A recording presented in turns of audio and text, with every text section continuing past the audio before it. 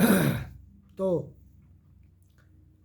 एक बार एक राजा के 3-4 प्रश्न थे, तो उसने मुनादी करवाई गांव में कि कोई भी मेरे 3-4 प्रश्नों के जवाब देगा तो मैं उसको मुंह मांगा इनाम दूंगा। तो वो खबर किसी माध्यम से एक महात्मा जी गांव में नगरी में आए हुए थे और उनके पास चली गई। तो किसी बंदे ने कहा कि राजा की ये प्रश्न है, क्या आपके पास जवाब है? कि हाँ। तो राजा के सामने वो महात्मा गए।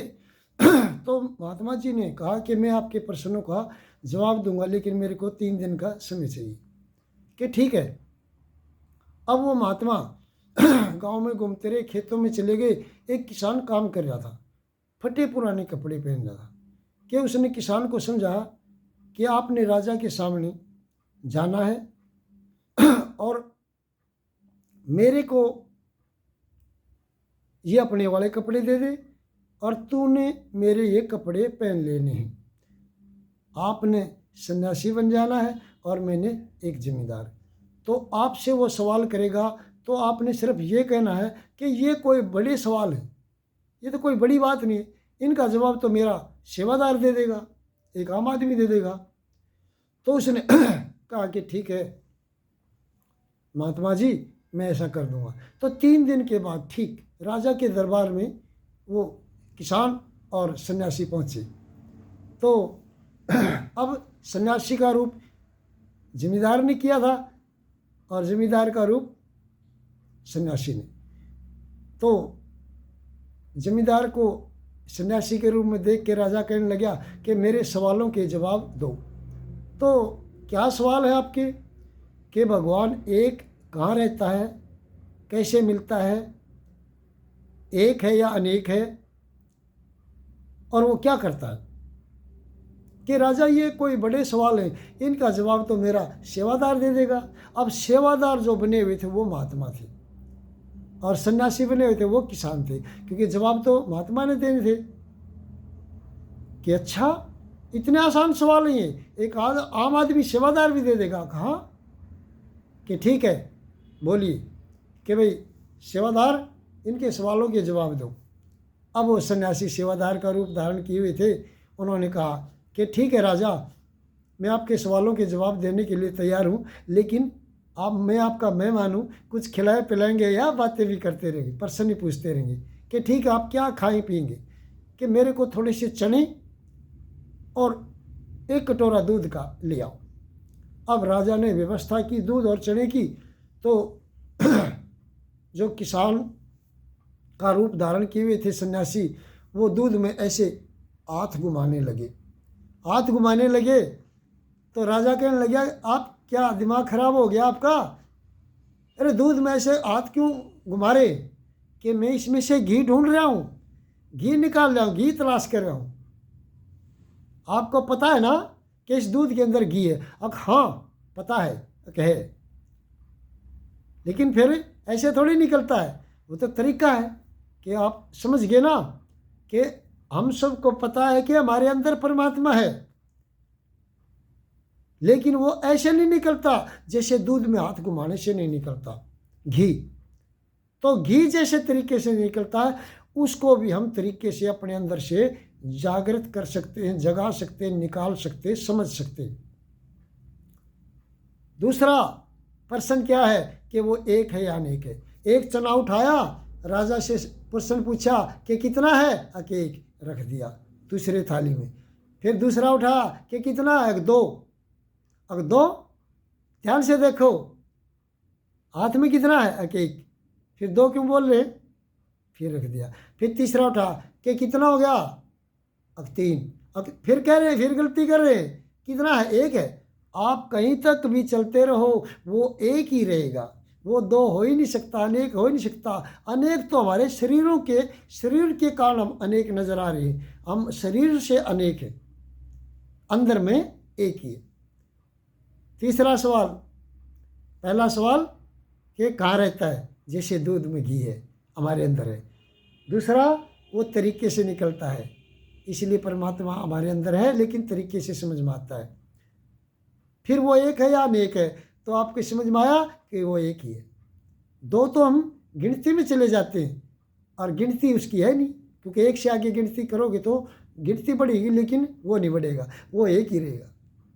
क्योंकि एक में एक जोड़ते जोड़ते चले जाओ तो गिनती बढ़ेगी या पहाड़ा बढ़ेगा। अगर ना जोड़ेंगे तो एक एक ही रहेगा। इसलिए आपका कहाँ रहता है, कैसे मिलता है, एक या नहीं। 3 सवाल। चौथा, वो करता क्या है, कि आप ये बताइए। मैं उसका जवाब देने से पहले आपसे प्रश्न करता हूँ कि ये बताइए, शिक्षा देने वाला टीचर होता है तो टीचर का स्थान कहाँ होता है, और पूछने वाले विद्यार्थी का स्थान कहाँ होता है, स्टूडेंट का। कि टीचर कुर्सी पे होता है और लेकिन आप कहाँ हैं, आप गद्दी पे बैठे हुए और मैं बताने वाला नीचे। ये नियम नहीं है, आप नियम को समझिए। आप मेरी जगह बैठिए और मैं आपकी जगह बैठूंगा, क्योंकि नल से पानी लेना तो बाल्टी नल के नीचे रखनी पड़ती है, बर्तन उसके ऊपर नहीं रखा जाता। इसलिए आप मेरी जगह बैठिए। अब मेरी वो राजा कुर्सी छोड़ के, गद्दी छोड़ के उस किसान की जगह बैठा, सन्यासी की जगह, और किसान का रूप जो धारण किए थे महात्मा, वो गद्दी पर। क्या समझ में आई? वो काम ये करता है, राजा को रंक बना देता है और रंक को राजा। अब मैं राजा की गद्दी पर बैठा हूँ और आप नीचे। समझ में आई? कि इसी तरह परमात्मा का सिस्टम है। दूसरा, एक बार महात्मा बुद्ध के पास कुछ व्यक्ति आए, वो पूछने लगे कि उनके पास 10-20 शिष्य बैठे हुए थे, पहले से मौजूद थे, और पूछने लगे कि भगवान है या नहीं है। तो महात्मा बुद्ध कहने लगे, आपका क्या विचार है? कि हमारी नज़र में तो भगवान है। तो महात्मा बुद्ध कहने लगे कि नहीं है, आपके धोखा लगा हुआ है, परमात्मा है ही नहीं। उन्होंने सोचा ये तो बड़े परमात्मा को भी घोषित नहीं कर रहा, कैंसिल कर रहा कि परमात्मा है नहीं। लेकिन बात कुछ अजीब थी, समझाने की कुछ तरीका अलग था उनका। क्यों तरीका अलग था? ये बगैर सोचे ही, बगैर परखे ही, बगैर होश में आई ही, बगैर जांच और परख के माने हुए हैं कि भगवान है, क्योंकि इनको ज्ञान नहीं है। तो दुनिया में लोग भगवान को मानते हैं तो तब भी उनको ज्ञान नहीं होता, क्योंकि वो परख नहीं है। वैसे कह रहे सुनी सुनाई कि ये प्रकृति बनाई तो किसी ने बनाई होगी। दूसरा बंदा आया थोड़ी देर बाद, वो कहने लगा जी भगवान होता है या नहीं होता। तो महात्मा बुद्ध जी कहने लगे, आपका क्या विचार है? तो वो कहने लगे, जी हमारा विचार तो ये है कि नहीं है, भगवान नहीं है। कहेंगे गलत है, भगवान है। ये आपका विचार, नजरिया गलत है कि भगवान है। भगवान है जब भी तो ये सृष्टि चल रही है। उसके सामने ये कह दिया कि भगवान है, और पहले वाले के सामने बोल दिया कि नहीं है, चले गए। तीसरा बंदा आया कि जी भगवान है या नहीं है। महात्मा बुद्ध कहने लगे, आपका क्या विचार है? महात्मा बुद्ध कहने लगे, आपका क्या विचार है? तो वो कहने लगे, मेरे को तो ऐसा लग रहा है कि भगवान है भी और नहीं भी, कि दोनों, आपकी सोच गलत है। क्यों? आप छानें, जांचें, परखें और फिर सोचें। क्योंकि तीनों आदमी कंफ्यूज थे। एक को तो पता ही नहीं था है या नहीं है, एक को ये, एक उल्टा सोच रहा था, सुनी सुनाई थी कि है, एक सुनी सुनाई में क्या उसके समझ में आई कि नहीं है, किसी ने देखा ही नहीं, क्योंकि कभी किसी के सामने आया नहीं। वो भी सच्चा था, लेकिन तजुर्बा किसी का नहीं था। इसीलिए दुनिया में कुछ मानते कुछ नहीं मानते हैं, कुछ नास्तिक होते, कुछ आस्तिक होते, और कुछ कन्फ्यूज होते। वो नहीं भी मानते और मानते भी, वो सारे कन्फ्यूज हैं, जांचा परखा नहीं है किसी ने। तो उनके जाने के बाद उनके शिष्य कहने लगे, अगर जी हमारे को हम चक्कर में क्यों डालते, आप ऐसी बातें करते कि क्या कर दिया? अगर तीनों आदमी को आपने अलग अलग जवाब दिए। जिसने कहा है उसके सामने कहा कि नहीं है, और जिसने कहा नहीं है उसके सामने कहा कि है, और जिसने कहा है या नहीं है वो कन्फ्यूज था, उसको आपने कोई जवाब नहीं दिया। उसने कहा भाई जांचो परखो, क्योंकि आप दोनों में उलझे हुए। इसलिए इसका मेरी समझ में, हमारी समझ में नहीं आया ये मैटर क्या है। कि प्यारे, ये तीनों की मान्यता थी। एक उलझा हुआ था और दो मान्य हुए थे कि है, और एक नहीं में उलझा था, एक हाँ में। तजुर्बा किया नहीं।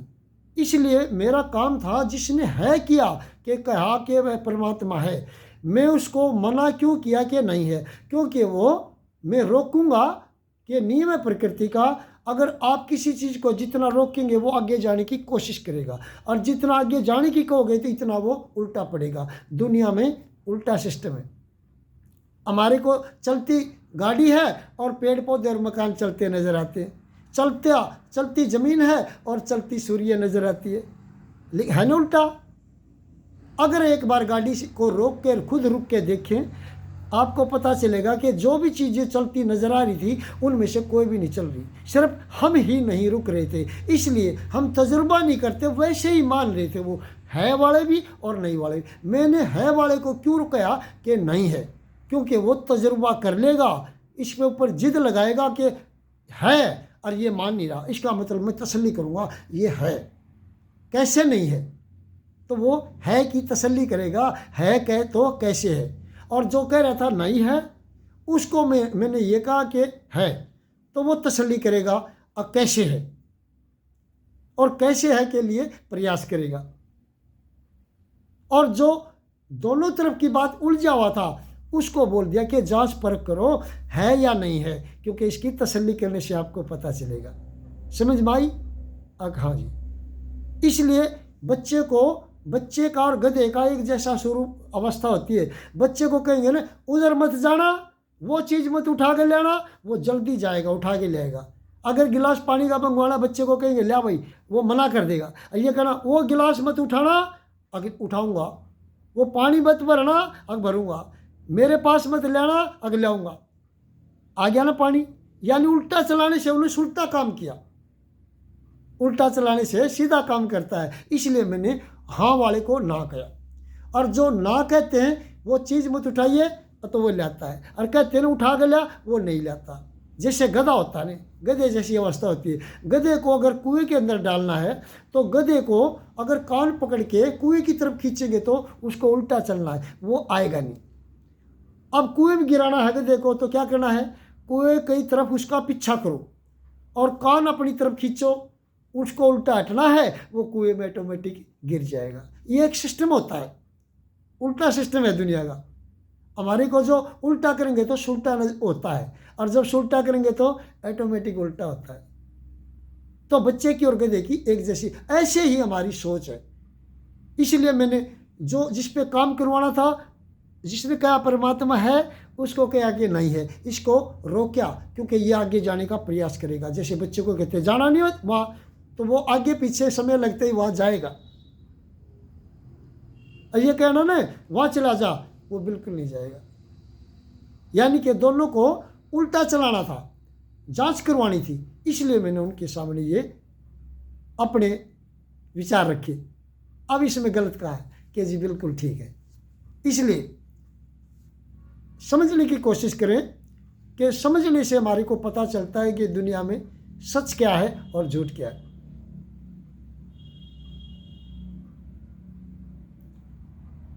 मुंह से बोलने वाला सत्य नहीं होता, वो तो बार बार ज़बान बदलती है। इसी ज़बान से सच भी बोलते थे और झूठ भी बोलते।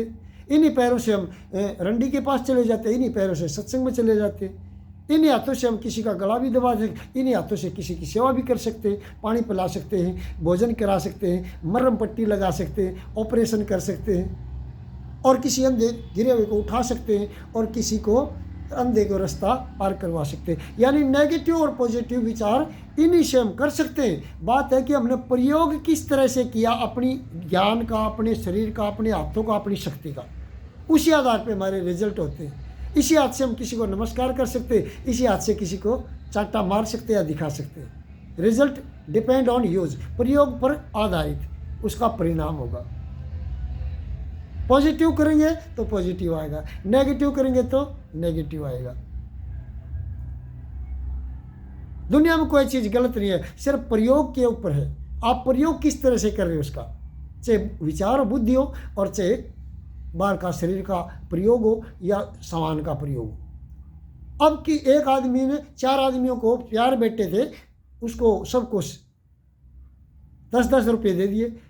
एक ने 10 रुपये का जहर खा लिया, मर गया। एक ने 10 रुपये का डंडा लेके, वो चाकू लेके किसी को घोंप दिया, वो उम्र कैद होगी। एक ने 10 रुपये लेके प्रसाद बांट दिया, एक ने 10 रुपये लेके पुस्तक ले ली और पढ़ के विद्वान हो गया। अब सब ने पैसे तो बराबर थे ना, प्रयोग उन्होंने जैसा किया ऐसा रिजल्ट मिल गया।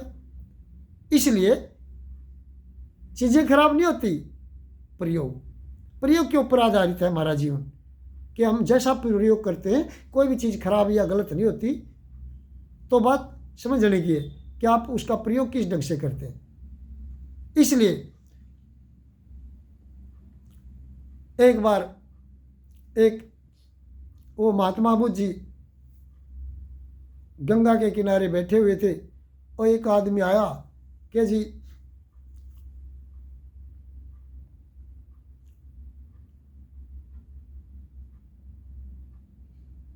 ये परली साइड में जाना है तो चले जाओ, भव सागर पार होना है। भाई ज्ञान समझो, तरीका समझो कि कैसे समझे कि राम राम जपया कर, कि राम राम तो मैंने सुन रखा है, फिर कृष्ण जप लिया कर, नहीं ओम नम जप लिया कर, कि और क्या भाई, और मंत्र बताए वो भी किसका भी पता है। जिद कौन लगाता है, तर्क संगत कौन करता है, जिसको कुछ करना नहीं होता। अब सोने की नाव, चांदी की नाव, लकड़ी की नाव, लोहे की नाव, काम तो सभी का एक ही है ना, परली पार कर देना। लेकिन कोई बैठेगा नहीं, कोई जाना नहीं चाहता, परली साइड में जाना नहीं चाहता, तो उसके लिए भले ही किसी प्रकार की नाव हो। तो इसलिए कहा कि भाई जिस प्रकार से आप किसी भी नाम पे विश्वास नहीं करते तो किसी भी नाव में बैठते नहीं, तो आप जाना ही नहीं चाहते। पल्ली पार जाना है तो वो किसी भी माध्यम से जा सकता है, तैर के भी जा सकता है, किसी भी प्रकार की नदी से जा सकता है, पुल नहीं है तो। जिसने नहीं जाना वो जिदबाजी लगाता है, जिसको मूर्ख कह देते। वो कहते हैं ना, कबीर साहब से पूछने लगे भाई कि आप गुरु हैं कि या शिष्य। मैं गुरु भी हूँ और शिष्य भी। कि कैसे? कि मूर्ख का मैं शिष्य हूँ, क्योंकि मूर्ख मेरी सुनेगा नहीं, समझेगा नहीं, उसको जरूरत नहीं है, वो बहसबाजी लगाएगा, इसलिए मैं उसके सामने चुप रह जाता हूँ। और जिसके सामने सुननी पड़ती है और चुप रहना पड़ता है, वो कौन होता है? सुनाने वाला गुरु होता है। और जिसके साथ सामने बैठ के चुप होता है, वो कौन होता है? वो चेला होता है। इसलिए मूर्ख का मैं चेला हूँ और समझदार का गुरु। क्यों? समझदार मेरी बातों को समझेगा, पूछेगा, उसको मैं बता दूंगा और उसकी समझ में आ जाएगी। एक बार कबीर साहब कहने लगे, कबीरा खड़े बाजार में ले मेरा हाथ, जो घर फूके अपना चाले हमारे साथ। एक चेला कहने लगा एक शिष्य, अग जी मैं तो अभी अपने घर को फूक आता हूँ, मैंने तो आपके साथ चलना है। मिराड बनाया और मसाल जलाई, कहने लगे भी फूक के आता हूँ। अग जा फूक के आना। अग जरूर। जब थोड़ा दूर गया ना तो कबीर साहब ने वापस बुला लिया कि आ जा, जल्दी वापस आ जा। क्यों? तेरे को पता ही नहीं किस घर को फूकना है। किसके घर को फूकेगा? कि जी जहाँ में रहता था, वो घर नहीं है, उसमें से कोई न कोई रहता है, वो तेरा नहीं है, तूने छोड़ दिया। घर तो तेरा अहंकार है, मैं है तेरी। उस मैं को और मेरी को और अहंकार को छोड़ दे, उसको जलाना है। उसको जो जलाएगा वही हमारी संगत में आएगा, वही हमारे साथ चलेगा। उस घर की बात नहीं है। तो हम घर तो फूकने लग जाते, पता नहीं। एक 15 साल से एक महात्मा जी नए नए बने थे, तो एक महात्मा जी मिले उनको, तो कहने लगे जी आपको साधु सन्यासी बने कितने दिन हो गए घर छोड़े? अब 15 साल। अपने घर नहीं जाते? कि कभी नहीं जाता। और किसी के चले जाते? अब हाँ, जो बुलाता है प्यार से चला जाता हूँ। क्या उनके घरों में और आपके घर में कोई अंतर है? अगर ना अंतर तो नहीं, फिर मैं अपने घर नहीं जाता। और घर को छोड़ने कितने हो गए? 15 साल। 15 साल से कह रहे घर को छोड़ दिया और कह रहे कि अपना घर। अरे अपना माने हुए हैं और कह रहे मैं 15 साल से छोड़ा ही कहाँ है, जब अपना माने। अपना था ही नहीं, वो तो भूल थी, पैदा हो गए उस गांव में, उस घर में माँ बाप हो गए, वो भूल के कारण माँ बाप है। और माँ बाप आत्मा अमर है, वो पैदा नहीं होती। शरीर रूप में माँ बाप मिले और माँ बाप का धोखा लगा, ये माँ बाप है, ये रिश्ते नाते, ये परिवार है, ये मेरा गांव है, ये मेरा नाम है। इनमें से तो आप कुछ भी नहीं। क्यों? क्योंकि इसमें से आप क्या क्या था, ये सब नकली था ना। बार बार जन्म लेती है आत्मा और बार बार चोला छोड़ देती है। हर जन्म में शक्ल भी बदल जाती है और नाम भी बदल जाता है और जगह भी बदल जाती है और माँ बाप भी बदल जाते हैं और शरीर का रूप भी बदल जाता है, आवाज़ भी बदल जाती है। फिर पता नहीं कितने जन्मों से जन्म लेती आ रही है, तो कौन कौन से माँ बाप बनाओगी, कौन कौन से जन्म के पर्चे निकालोगी। इसलिए वो तो एक धोखा लग गया था। जिसकी आँख खुल गई, जो जाग गया, उसको पता है कि स्वप्न था। जो सो रहा उसको तो स्वप्न असली नजर आ रहा ना। जिसकी आँख खुली उसी को तो पता चला। जो जाग गया, जिसकी आँख खुल गई, जो होश में आ गया, उसी को पता चला ये संसार स्वप्न है। राम गयो रावण गयो जिनके बहु परिवार, कह नानक सुनेरे मने ये सपने जो संसार। अरे नाटक है, फिल्म है, और नाटक फिल्म में कहानी के आधारित होती, और नाटक फिल्म में कुछ भी असल नहीं होता, सब एक ड्रामा होता है। जैसे एक तमाशा करते थे पहले गलियों में, गाँव में, तो वो गर्दन काटूंगा इतना लंबा छुरा निकालते थे। और बड़े बूढ़े होते थे, वो अनपढ़ थे, बुजुर्ग थे, ज्ञान नहीं था, भोले थे, और उनको कह दिखाता वो चंद्र उड़ा, अब इसकी गर्दन निकाल काटूंगा। अरे भाई तू ऐसा खून खराबा मत करना, जो तेरे को गुड़ चावल आटा लेना है वो ऐसे ही दे देंगे तेरे को। अब उनको सोचते थे ये असली गर्दन काटेगा, ऐसे गर्दन काटेगा रोज, तमाशा कैसे होगा, एक दिन में खत्म हो जाएगा। इसलिए वो एक ड्रामा होता है, असली कुछ नहीं होता। लेकिन जो दिखे सो है नहीं, है सो कहा न जाई, सेना बहना की समझाऊं गूंगे का गुड़ भाई। अरे जो है वो असल नहीं होता, जो दिखता है, और जो होता है वो दिखता नहीं। इसी का नाम परख है। परख लेंगे तो पता चल जाएगा जो हो रहा वो, जो दिख रहा वो झूठ है, और जो नहीं हो रहा वो सच है। लेकिन हम अज्ञानतावश उसको सच या झूठ मान के और हम परेशान हो जाते हैं। कई बार नाटक फिल्म देखते हैं, उसमें कोई खुशी का सीन आ जाता है, हंसने लग जाते हैं, और कोई प्यार का आ जाता है तो भाई उसमें हो जाते हैं प्रेम में, और दुख का सीन आ जाता है तो हम दुखी, भूल जाते हैं हम कहाँ बैठे, क्या कर रहे, क्या देख रहे। उसको असल समझ के हम ऐसी ही भावना में बह जाते हैं। इसी तरह तो समझने की कोशिश करें कि समझ ही एक ऐसी होश है, जागृति है, अपने आप को जगाने का नियम है। कहते हैं खोद खुदी को खुद में खोया, खुद का भेद खुदा तेरा, जिसको करे तलाश नहीं वो तुझसे राम जुदा तेरा। खुद को भूल खुदा को ढूंढे, पड़ा भूल का खोद खुदा जेरा। नित नित भागे बार ध्यान तेरा, बन के प्यारे अजब बछेरा। खोज चोड़ तू आ खोजी पर, उलट सुरत का ला फेरा। हो निर्भय निराधार प्यारे, आप खुदा खुद तू तेरा। तू तेरा है तेरा तू ही, आदि नाम सदा तेरा। राजू नंद के तुझ में तेरा, आपे आप लग्या डेरा। तो महात्मा बुद्ध को वो लड़का कहने लगा, जी मेरे को अब तक मेरा भरम नहीं मिटा है। मैंने आपकी वो बातें सुनी कि भगवान आपने किसी को नकार दिया, किसी को हाँ भर दी, किसी को समझा दिया, लेकिन मैं कैसे मानूं। तो महात्मा बुद्ध कहने लगे ये बताइए। वो कहने लगे जी शरीर में भगवान कैसे जाऊं। कि कहने लगे ये बता तेरे सबसे करीब क्या है कि जी आप, और मेरे से ज़्यादा और करीब क्या है कि ये खालीपन आवा, और इससे ज़्यादा करीब क्या है कि मेरा चमड़ी, और चमड़ी से ज़्यादा करीब क्या है मांस, और उसमें नशे, और फिर हड्डियाँ, और उससे ज़्यादा करीब क्या है मेरी बुद्धि, और बुद्धि से ज़्यादा करीब क्या है ध्यान, और ध्यान से करीब क्या है विचार, विचारों से करीब क्या है बोलती बंद। लास्ट पॉइंट पे आ गए ना कि विचारों से आगे क्या है। अब विचार के बिना तो मैं हूँ ही नहीं। विचार ना हूँ ना करूँ तो बगैर लिखे, बगैर मुँह से बोले और बगैर विचार किए मेरा जवाब दो प्रश्नों का, मेरे सवालों का जवाब दो, लेकिन मुँह से नहीं बोलना और विचार भी नहीं करना। फिर बताइए आप कौन है। अब फिर तो मैं कुछ नहीं, समझ में आई।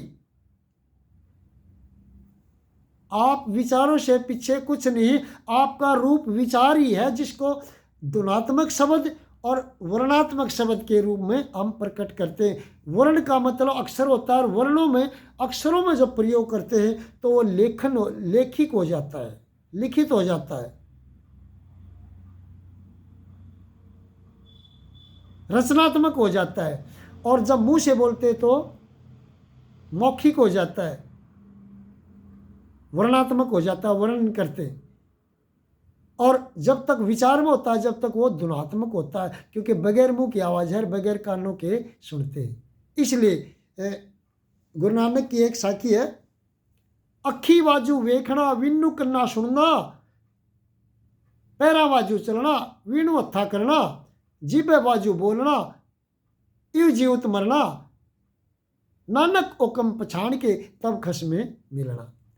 क्या अब ये बताइए कि हमारी अवस्था कैसी है, हम अंदर से कैसे, कि जीव के बगैर हम बोलते विचार की भाषा, बगैर कानों के सुन लेते, बगैर हाथों से हम प्लान बनाते, नक्शा बना देते, बगैर कागज कलम के, बगैर हाथ के, और बगैर आंखों के उसको देख लेते, बगैर पैरों के कहीं भी चले जाते, बगैर आंखों के वहाँ देख लेते, और बगैर जीव के बोलते और बगैर कानों के सुनते।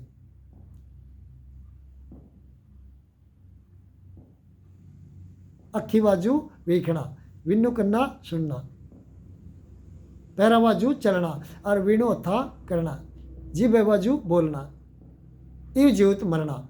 इसको कहते हैं जीवित मरना, यानी कि जिंदे जी जो हम अपने आप को मनुष्य समझे हुए हैं उसके पीछे जाओ, उससे पीछे आप क्या हैं।